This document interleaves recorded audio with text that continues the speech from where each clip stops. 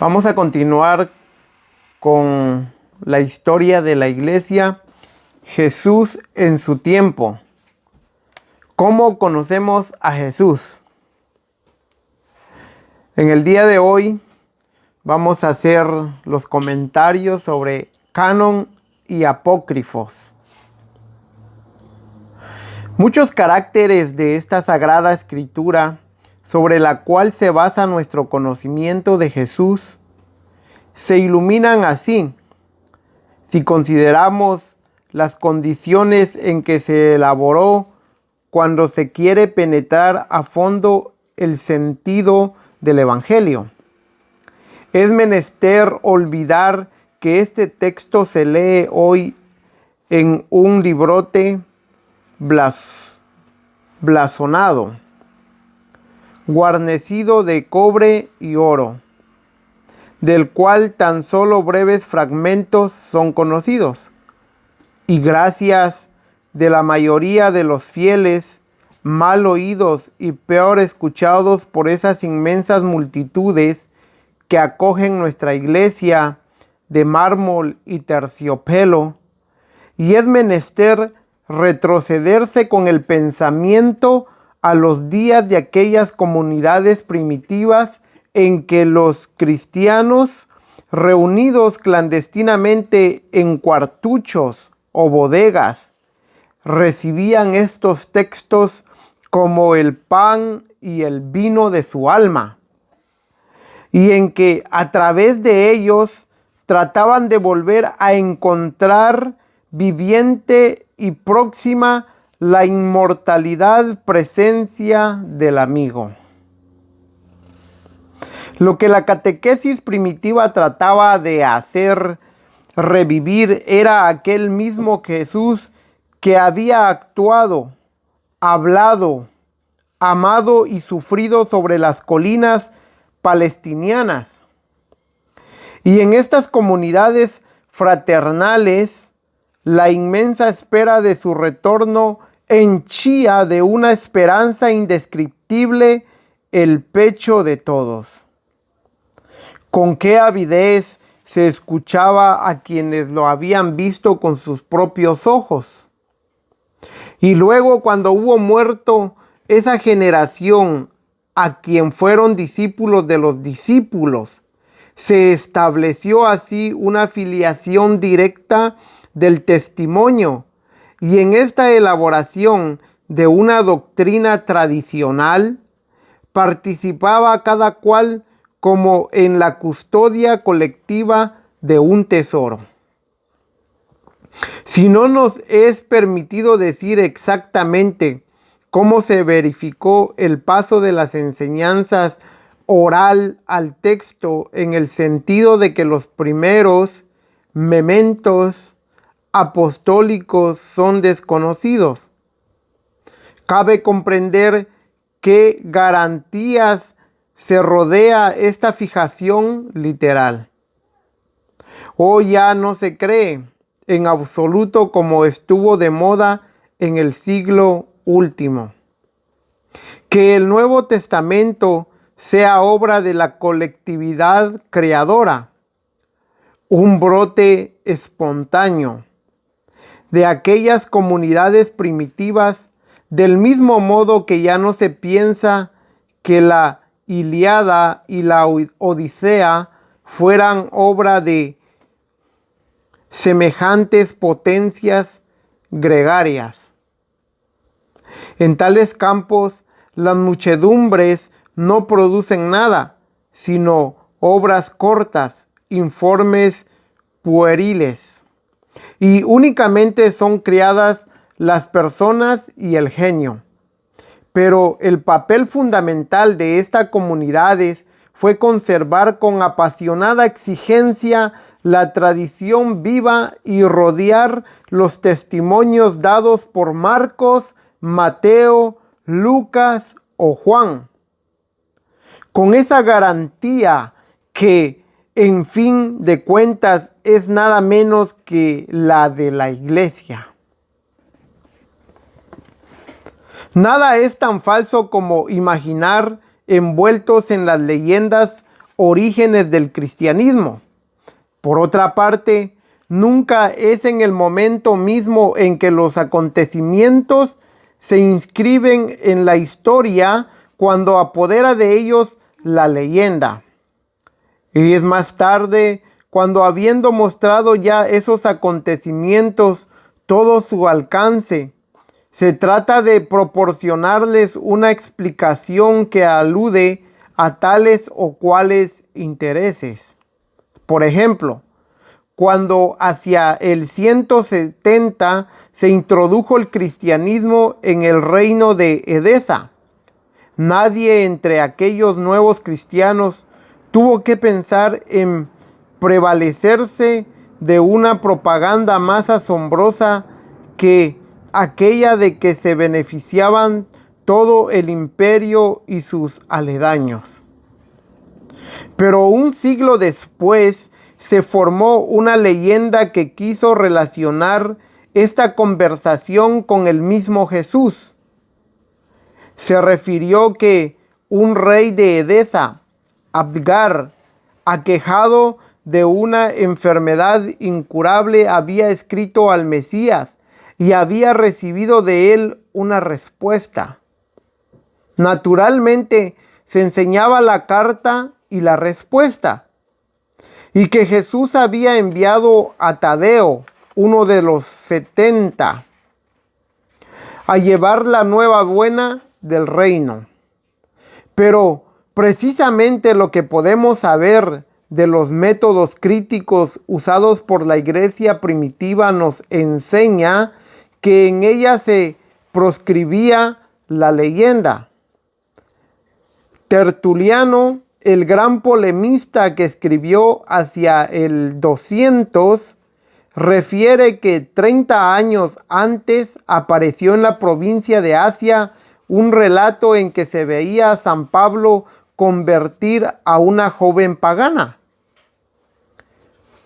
Tecla, la cual empezaba luego a predicar el evangelio, pero que este relato pareció sospechoso, por lo que buscaron a su autor, un sacerdote lleno de buenas intenciones, y acabaron degradando a tan ingenuo imaginativo. Se adivina esta severidad en lo que llegaría a ser el canon cristiano. Antes de recibir por válida la enseñanza de Cristo, se quería saber quién la daba.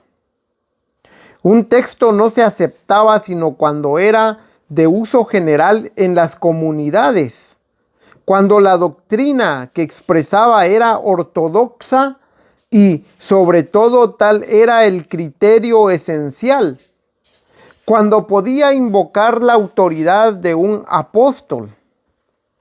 Los apóstoles eran los verdaderos testigos de Cristo, y de ahí la reveladora fórmula: Evangelio de Jesucristo según, y ponemos puntos suspensivos, ¿verdad? Según San Mateo, según San Marcos, según San Lucas o según San Juan. El Mesías se expresaba por ellos y a través, y lo que ellos decían no tenía sentido sino por él. Dos de los evangelios están garantizados directamente por dos de los 12, San Mateo y San Juan, y los otros dos por la autoridad de San Pedro y de San Pablo. Por lejos que se remonte uno en el conocimiento de estos textos, siempre se invoca esa garantía. Puede afirmarse sin error que muy pocos documentos históricos antiguos han beneficiado de tales cuidados. A veces incluso podemos captar esfuerzos críticos de los cristianos primitivos. Se sabe que el célebre episodio de la mujer adúltera, una de las joyas del Evangelio según San Juan, en el capítulo 8, no se formó parte del texto en un principio. Se vaciló en aceptarlo allí. Sería como se ha escrito a petición de los maridos que tenían que sus esposas vieran una excusa en él, o porque se vacilaba en admitir que semejante superación de los principios fuese conforme a lo que se sabía de aquel que no quiso abrogar la ley sino cumplirla. No hemos de ver las pruebas más formal del valor científico de la escritura cristiana en las mismas diferencias que, como comprobaremos, se marca entre los evangelios. Tan sencillo como hubiera sido, en el momento en que se fijó el texto definitivo, fabricar un relato único o en todo caso borrar los puntos en que la semejanza no era absoluta, pero no se hizo. Jamás se vio mejor la honradez de la iglesia que en esa circunstancia. Dijo muy justamente Renan. Podemos pues representarnos bastante bien cómo se constituye este conjunto de textos que forman hoy nuestra escritura cristiana. La tradición oral se fijó poco a poco literalmente en el conjunto de los testimonios, la comunidad, la iglesia, cuyo papel fue considerable, y escogió aquellos que tenían las garantías de la autenticidad, después de lo cual veló celosamente para no dejar añadir otros. Se levantó así un sólido bloque que, sitiada muchas veces por las locas vaguedades de la fábula, permaneció intangible como la roca misma de la verdad. Y Dios sabe, sin embargo, cuán numerosas y enormes fueron las tempestades que le asaltaron. En torno al Evangelio y a los textos apostólicos hay toda una serie de leyendas de habladuría, de documentos falsos y de autoridades usurpadas. Llámase a este conjunto los apócrifos. El mismo San Juan pareció darle alguna autoridad cuando aseguró al fin de su evangelio: hay, además de estas otras muchas cosas que hizo Jesús, las cuales, si se escribieran uno por uno, ni en todo el mundo creo que cabrían los libros que se escribieran. Los defensores de los apócrifos pudieron pretender, pues, aportar un testimonio valioso sobre lo que no dicen los evangelios. Pero al leerlos, se mide el abismo que los separa de los textos admitidos por la iglesia. No hay ninguno en donde no se encuentren esas manifiestas exageraciones, esas enormes falsas de tacto que delatan la invención de baja calidad. San Jerónimo los calificaba de morbidos ensueños. Y Renan tuvo razón cuando techó la mayoría de ellos de triviales y pueriles amplificaciones. Cuesta trabajo comprender el gusto, también morboso, de ciertos críticos que se empeñan en buscar en los apócrifos los secretos que creen no poder encontrar en las escrituras. Sin embargo, conviene distinguir en este conjunto ciertos apócrifos. Parecen haber sido en su origen documentos admitidos en diversas partes de la iglesia, que fueron apartados luego, sea porque eran incompletos, sea porque pudieron desviarse insensiblemente por una dirección sospechosa. Tal sucede al Evangelio según los hebreos, que cita Clemente, Orígenes, Eusebio y Epifanio, que San Jerónimo conoció a fines del siglo IV y que declaró muy próximo a nuestro San Mateo, del cual no poseemos más que 3 fragmentos y que se usó ciertamente en las comunidades judio-cristianas donde no se conocía el griego. Estaba escrito en arameo.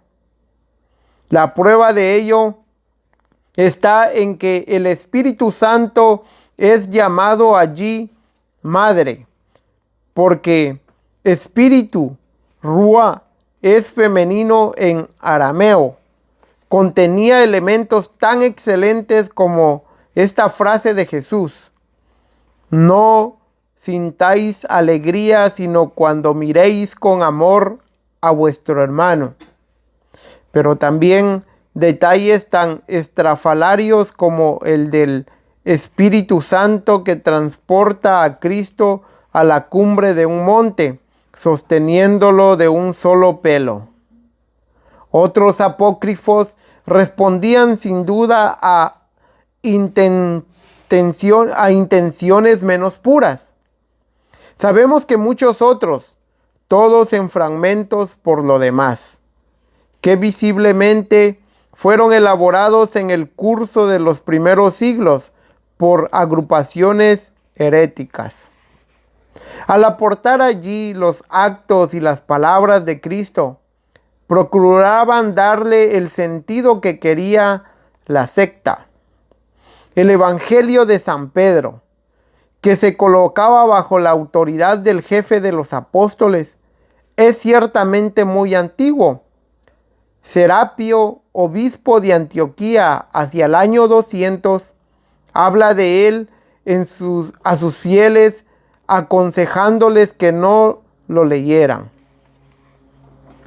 Históricamente, este texto parece encerrar muchos errores, como el de hacer condenar a Jesús por Herodes.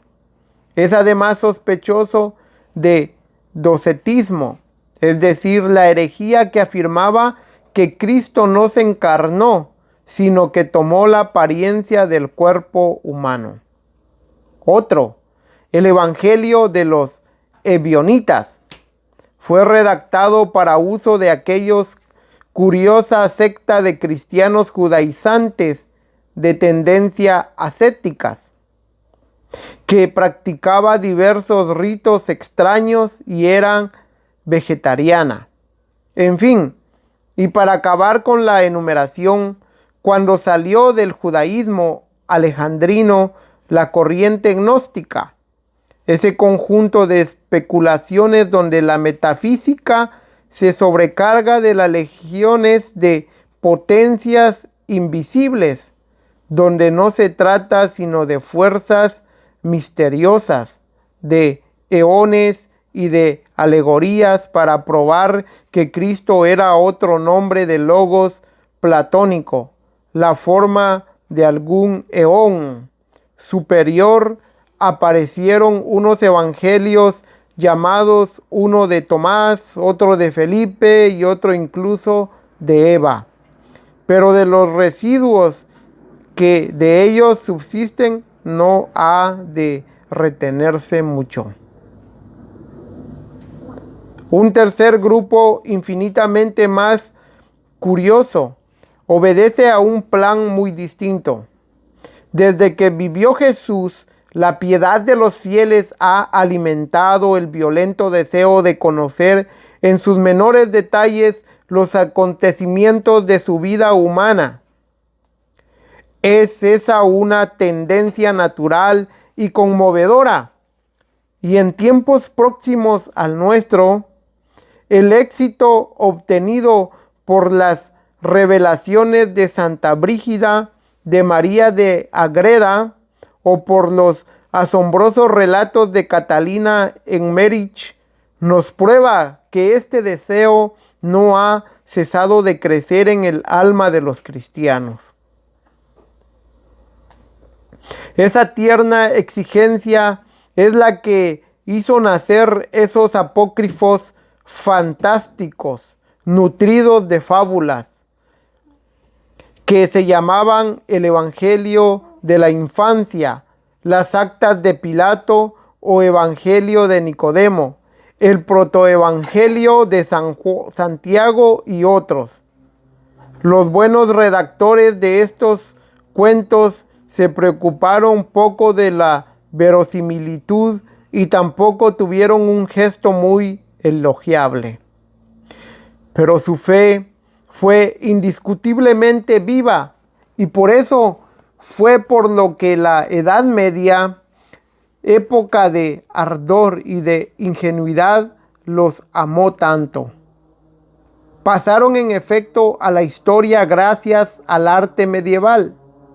La leyenda dorada de Jacobo de Borajín y el espejo histórico de Vicente de Beauvais recogieron muchos datos suyos y, como los constructores de entonces se inspiraban sin cesar en esos libros, volvemos a encontrar a los apócrifos en muchos puntos de nuestras iglesias. Si en el mosaico del arco grande de una iglesia se nos muestra aquella curiosa escena en la que con su sola presencia el niño Jesús hizo desplomarse a los ídolos de un templo egipcio, ello se debe al Evangelio apócrifo de la Infancia. Y si la verja del coro de Nuestra Señora de París nos muestra la estrella de los magos llevada por un ángel, también fue ese falso evangelio el responsable. Estamos tan habituados a encontrar al asno y al buey calentando al niño Dios en su cuna, que nos olvidamos totalmente de que esta tradición no tiene nada de canónica y de que solo nos las ha dado el apócrifo más todavía. La liturgia de la Iglesia Católica celebra la presentación de la Virgen en el templo, que la Escritura no refiere. Y si admiramos en Venecia esa deliciosa escena que pintó el prestigioso pincel de el Tiziano, se lo debemos al protoevangelio de Santiago. No todo es forzosamente falso en esos legendarios apócrifos, pero casi todo aparece deformado por unos cerebros infantiles. Se comprende fácilmente que ante tantos ataques, la Iglesia desde sus comienzos tratase de erigir un baluarte inexpugnable alrededor de sus textos auténticos. Todos los documentos que puede encontrarse en los padres de los primeros siglos muestran con qué cuidado se aplicaron a discernir entre las tradiciones, las que eran incontestables de las que lo eran menos. Un manuscrito muy curioso, copiado en el siglo VIII, llamado el Canon Muratori, del nombre del coleccionista que lo descubrió en Milán en 1740.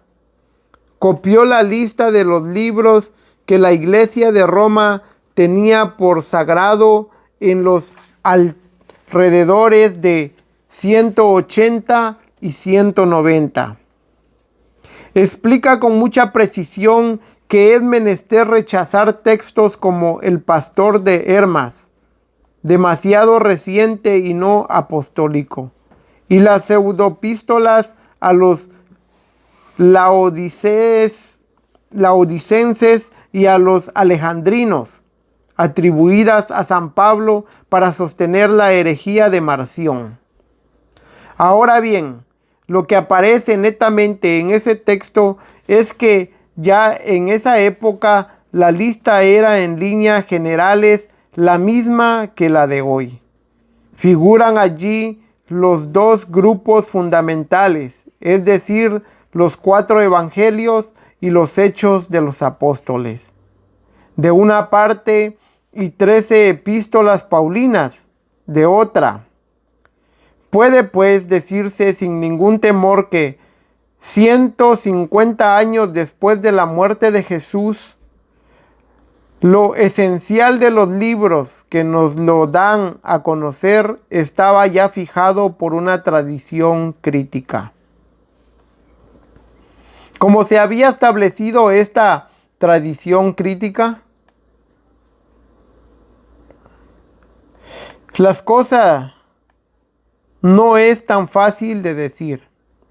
Es probable que para los evangelios cada uno tuviera autoridad en un grupo de comunidades. San Mateo en Siria, San Lucas en Grecia, San Marcos en Roma, y que al mantener amistosas relaciones, estas comunidades se comunicaran sus textos. Igualmente, cada iglesia debió constituir poco a poco colecciones de epístolas enviadas por los apóstoles, en particular San Pablo, las cuales, aunque dirigidas más particularmente a tal o cual de entre ellas, contenían enseñanzas valederas para todas. Durante un periodo bastante largo no hubo compilaciones oficial aceptada por toda la iglesia. Y sin duda la lista pudo variar un poco de una comunidad a otra.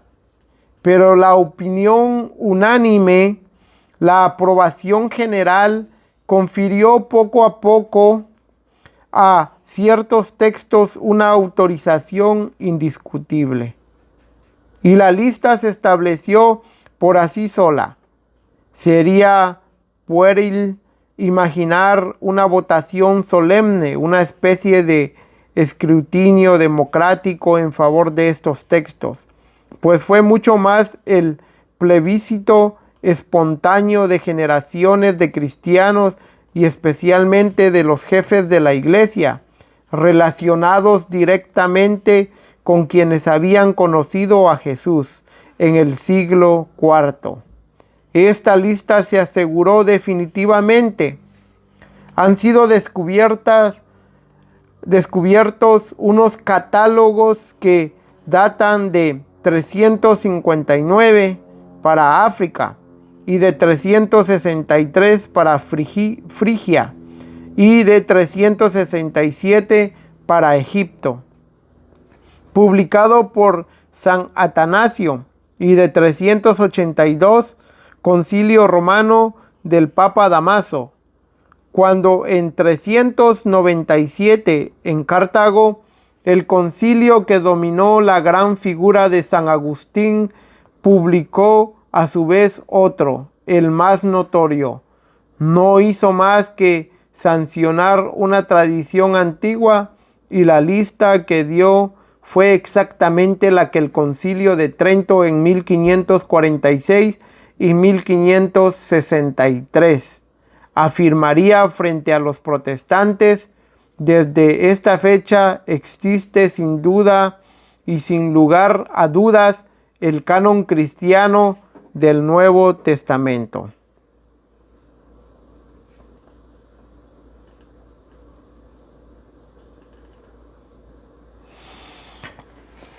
Seguiremos en el próximo video la continuación de la historia de la iglesia, Jesús en su tiempo, cómo conocemos a Jesús. Un saludo para todos y que Dios los bendiga.